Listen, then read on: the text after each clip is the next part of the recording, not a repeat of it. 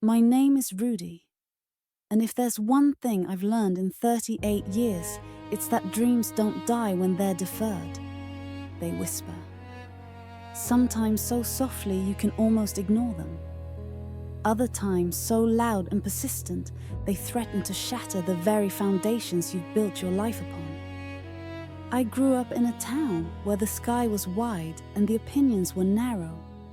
A place where nothing changed and everyone believed they knew God's timing down to the minute.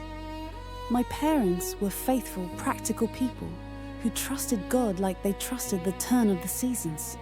Steady, cyclical, and utterly beyond their control. They taught me the kind of faith that could endure silence. A faith that could wait. Or so I thought. The longing didn't arrive as a thunderclap. It seeped in, a slow leak in my soul, starting in my mid-20s. It was a specific, tangible want. A family, a husband, children. It wasn't about fairy tales or white picket fences. It was about the ache. The kind of deep, cellular ache that lived in the hollow spaces between baby showers, wedding invitations, and Friday nights with leftovers for one. My best friend Sarah had twins before she turned 30. I remember the baby shower, the pastel colors, the cooing sounds. I held those tiny, perfect humans with trembling arms, my smile a tight, practiced mask, while something fragile and essential cracked quietly inside me. The sound of it was deafening, though no one else heard a thing. By 30, I was deep into my career teaching high school English, guiding students through sonnets and essays about their bright, sprawling futures, while quietly grieving the future I'd pictured for myself. I became an expert at deflection. "I'm just so busy with the kids at school," I'd say. And it wasn't a lie. I threw myself into work, into mentoring struggling readers, into running the church's vacation Bible school. I played the part of the faithful, contented single woman who believed with serene certainty that God had a plan. "Your season is coming," well-meaning women would tell me. And I'd nod, my throat tight.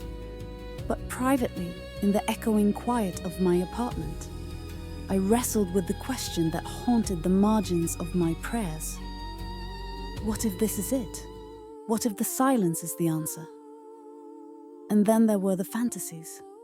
I'd entertain them sometimes, vivid sexual ones. Not because I was rebellious or wanted to sin, but because I was achingly, desperately human, and I was tired of pretending I wasn't. The church's language for women like me was purity, a state of being that felt like a glass vase I was constantly on the verge of shattering. I never talked about it.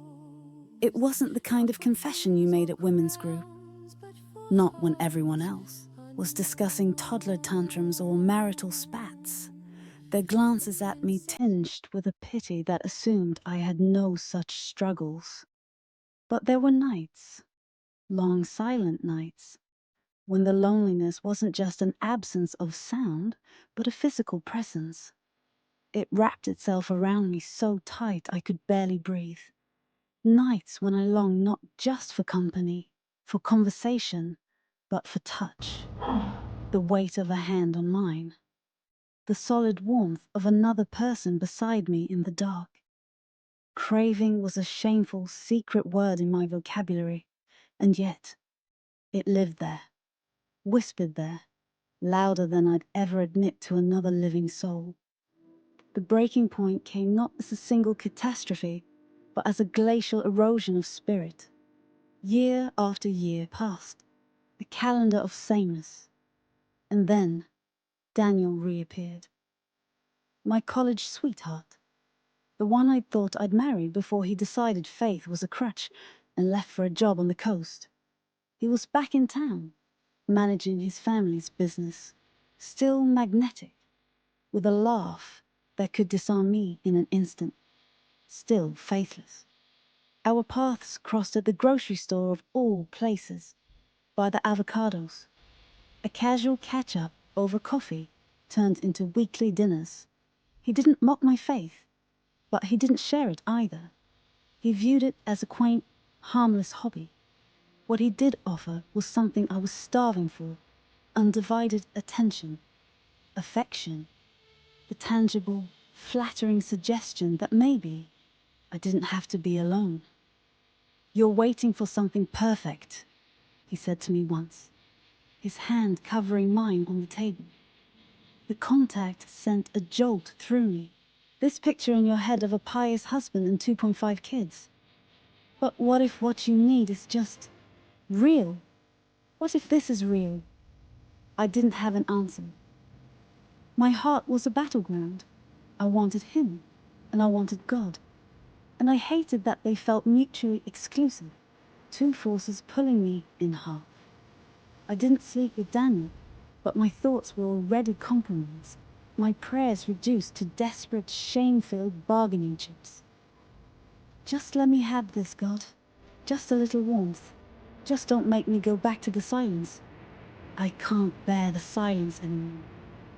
Sarah noticed the shift immediately. Her concern, once warm, now had a sharp, judgmental edge. One Sunday, after a service that had felt interminable, she pulled me aside in the church floor, her voice a low hiss beneath the post-service chatter. "People are talking, Rudy. You're spending a lot of time with him. You're not who you used to be." What she meant was clear. "You're not pretending to be content anymore. You're making us uncomfortable with your wanting." The wall I'd been leaning on for support suddenly felt like it was pushing me out.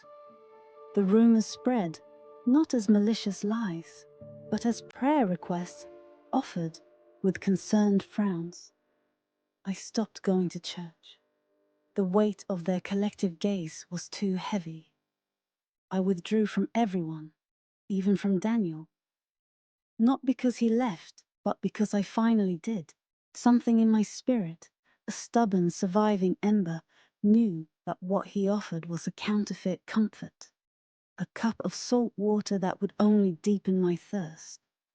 And yet, walking away from him didn't bring me peace. It just hollowed me out, deepening the ache into a cavernous void. I wasn't angry at God anymore. I was exhausted by him, weary of the chase, of the hope that felt like a taunt. The silence in my apartment was absolute. And then, a letter.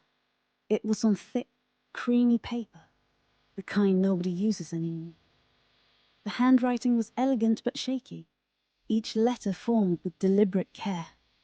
It was from a Clara Evans. The name was vaguely familiar, a face from the periphery of my old church life. A silver-haired widow, who always sat in the back and slipped out right after the benediction. I remembered her at a church social years ago. We'd been assigned to the same table for a potluck. I'd been tasked with making small talk, and had asked her about her late husband. Her eyes had lit up not with sadness, but with a profound, loving warmth, as she'd told me he was a carpenter who could whistle any hymn you named. I'd forgotten that moment entirely, but she apparently had not. Her letter didn't preach. It didn't offer platitudes or quoted scripture. It was simple, full of a grace that felt alien to me. "Dear Rudy," it began, "I see you've been absent lately. I imagine you have your reasons. This place can feel heavy sometimes, can't it? I just wanted to write and say that a few of us meet every Thursday evening in my sunroom. We're a mixed bag, some old, some young, some certain, some doubting.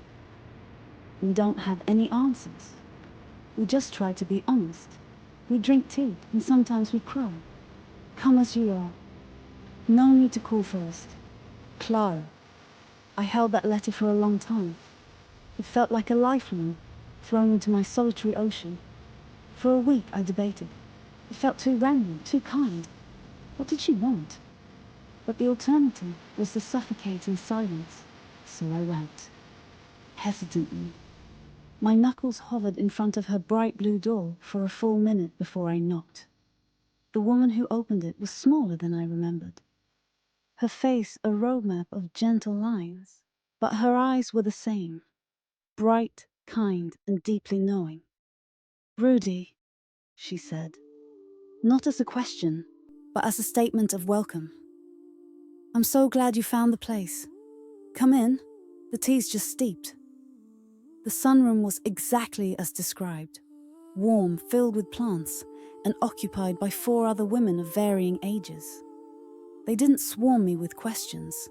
They didn't hand me Bible verses like band-aids for wounds they knew nothing about. They just nodded, offered a smile, and passed a plate of shortbread cookies. We sat. They talked about ordinary things. A difficult mother, a job loss, the simple joy of a good book. And then one by one, they began to share their real struggles. Not in a performative way, but quietly, honestly. One spoke of her fear as her cancer returned. Another confessed her struggle with a deep, abiding anger at God after the death of her son. When it came to me, the words stuck in my throat. Clara simply said, "It's all right, there's no rush." And so haltingly I began. I started with Daniel, with the shame of wanting him. And then to my own horror, the deeper truth spilled out. The loneliness, the sexual longing, the feeling of being a failed Christian because my desires felt so wild and untamable. I cried ugly, heaving sobs that I was sure would scare them away. They didn't flinch. They just sat with me, listened. One reached over and held my hand. Another wept with me. Clara finally spoke, her voice soft but clear. "My dear," she said, her hand a warm, papery weight on mine. "Desire isn't the enemy. God gave you that heart, those longings. Hiding them, pretending they don't exist. That's what makes us sick. We can't bring what we pretend isn't there to the foot of the cross." It was the most revolutionary thought I'd ever heard. I kept going back. Thursday nights became my sanctuary. Month by month, something in me began to unclench. I didn't stop longing. The ache for a family didn't vanish, but I stopped loathing myself for it. The shame lost its power in that sunroom, under the compassionate gaze of those women. Slowly, tentatively, I began to re-engage with life. I found joy in mentoring students again. I started an after-school writing club for kids who felt like outsiders. It was there I truly got to know Mia, a quiet, earnest sophomore with guarded eyes that reflected an ache I knew all too well. She'd hide in the library, writing furious, beautiful poetry in a leather-bound journal. I didn't push. I just made sure there was always a seat for her, and that the hot chocolate supply was endless. Watching her slowly unfurl to find her voice and share her words gave me a strange, profound kind of fulfillment. It was the echo of a motherhood dream I hadn't fully lost, a different melody to the same song. Then, into this season of slow healing came David. He wasn't a stranger. He'd been hired as the new youth pastor a few months prior. But I'd been so deep in my own isolation I'd barely registered him. Our paths crossed properly during planning for the summer camp. He was gentle, thoughtful, with a steady calm that felt like an anchor. Our friendship began in the practical soil of shared tasks, organizing permission slips, brainstorming games, coordinating youth group lessons. Then it grew into long conversations over leftover pizza after the kids had gone home. We talked about faith, yes, but also about our favorite novels, our frustrations, our hopes. Then we began to pray together. Not flowery prayers, but simple, honest ones. There was no lightning bolt of instant romance. It was a slow, safe unfolding. He was kind, and his kindness, after the drama of Daniel and the judgment of my old circles, terrified me. When we started dating, my old fears rushed back. How do you tell a man of God, a man you are coming to love, that your sexual identity is a tangled knot of shame and desire? That you are terrified of your own want? That you fear being either too much or not enough? One night, after a perfectly lovely, perfectly chaste date, I broke. The pressure of my own silence became too much. We were on my doorstep and I couldn't hold it in. "David," I whispered, my voice shaking. "Sometimes I want more than you give. Not because I don't love or respect you, but because I don't know how to stop wanting. And I'm so afraid that makes me wrong, that you'll see me as broken." I braced for his recoil, for the gentle letdown, for the theological correction. He didn't flinch. He didn't even look surprised. He just took my hand, his grip firm and sure. "Thank you for telling me," he said, his voice low and earnest. "That sounds like a heavy burden to carry alone. So let's not do that. Let's learn each other slowly. Your wants, my wants, our fears, all of it. No shame, no rush." In that moment, a final heavy chain fell away. We married that fall in a small ceremony. Clara was my matron of honor. It wasn't a fairy tale. It was better. It was real. Money was tight. Our home was a modest rental that always smelled vaguely of the previous tenant's cat. I still battled comparison. Sometimes, I'd catch myself scrolling through old friends' social feeds, seeing their pristine homes and perfectly coordinated families, and a pang would hit me. Why did our couch look so used and theirs look so curated? But I was learning, slowly, to name those feelings of envy and inadequacy without letting them own me. I'd tell David, and he'd laugh and pull me onto that sagging couch, reminding me that it was ours. Then came the next chapter of the ache: infertility. 2 years of trying, temperature charts, ovulation tests, appointments that held so much hope and ended in such crushing disappointment. Prayers that felt like they hit the ceiling and splintered. We grieved together. We talked about adoption. We started the process, wading through the intimidating sea of paperwork and home studies. It felt like we were building a family on a foundation of pure hope. And then, a miracle so unexpected I could barely breathe. I was pregnant. We wept with joy. Our hands pressed against the terrifying, wonderful reality of it. A second miracle followed close on its heels. Mia, now 18 and aging out of the foster system, her biological situation having become permanently untenable, sat in our living room, her voice smooth. "You're the only family that ever felt real to me," she had said. The adoption process, already underway in a different form, found its perfect destination.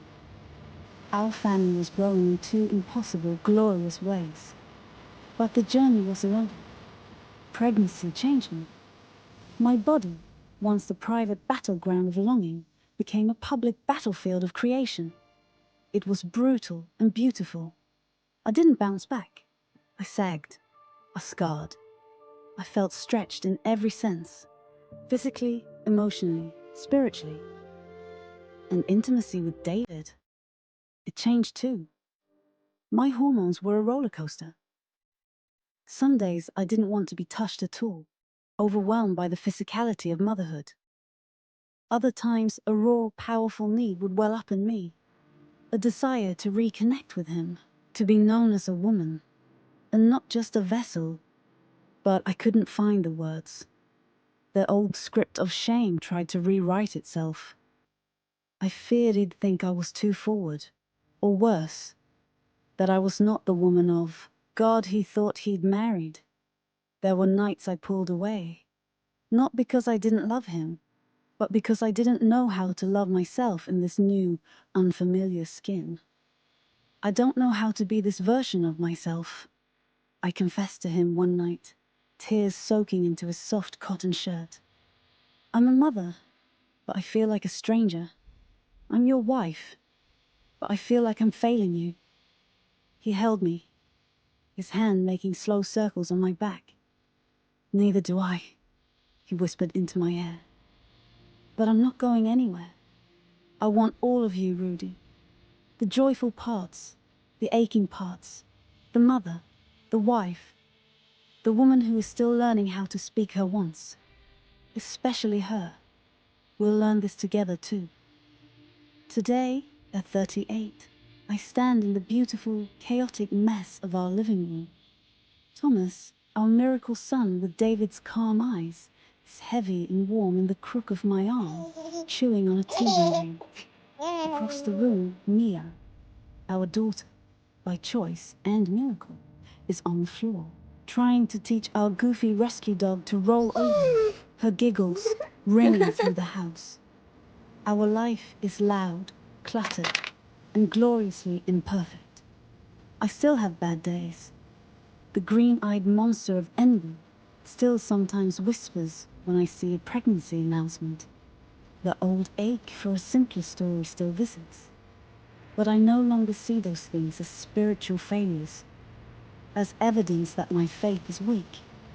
They are simply whispers of the dream. Not a deferred dream, but a living one, still unfolding in ways I could never have scripted. Because I've learned that faith isn't about getting what you want in your time. It's about the terrifying, beautiful act of trusting God with who you are. All of who you are. Even when what you are is complicated, contradictory, and fiercely, messily in progress. And that, I've learned, is more than enough. It is everything.